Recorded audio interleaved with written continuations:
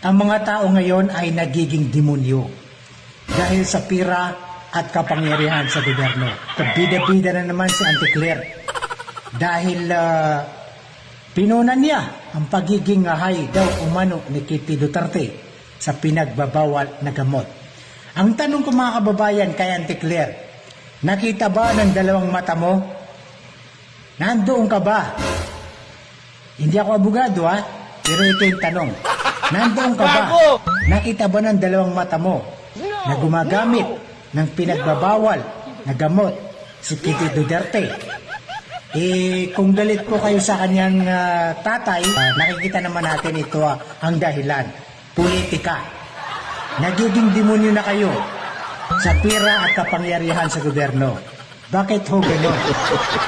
So, wala na silang ibang masabi. Katutok lang talaga sila. Ito yung nagiging job description ni Auntie Claire. Ang Duterte. Papaano nila gisahin ang Duterte? Papaano nila pagtulong-tulungan? Alam niyo mga kababayan, habang pinagtutulong-tulungan nila, binubugbog nila si VP Sara, ay mas lalong lumalakas. Hindi ba sila nagtataka mga kababayan? Sa dami ng sinasampang kaso kay VP Sara, hanggang ngayon ay tumitindig pa rin. Lalong lumalakas. Natatakot na sila talaga dahil malapit ng eleksyon 2028. So ngayon, ang ginagawa ng spokes ni PCO Auntie Claire, lahat ng Duterte ay papaano i-down. Papaano siraan. So bakit niya nasabi na hay umano sa pinagbabawal na droga ang isang Kitty Duterte? Nakita mo ba sa personal si Kitty Duterte? Nakita mo ba personal Nakita mo bang ng dalawang mata mo na gumagamit siya?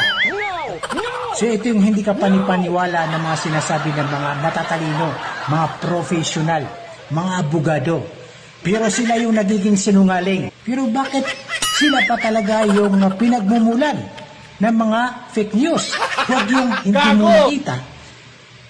Gumawa lang kayo ng kwento, gumawa lang kayo ng istorya, tapos nilabas yun, nag-press kung kayo, boom! Grabe naman, nakakasakit. Siguro nga manhid na kayo sa katotohanan. Ayaw nilang aminin talaga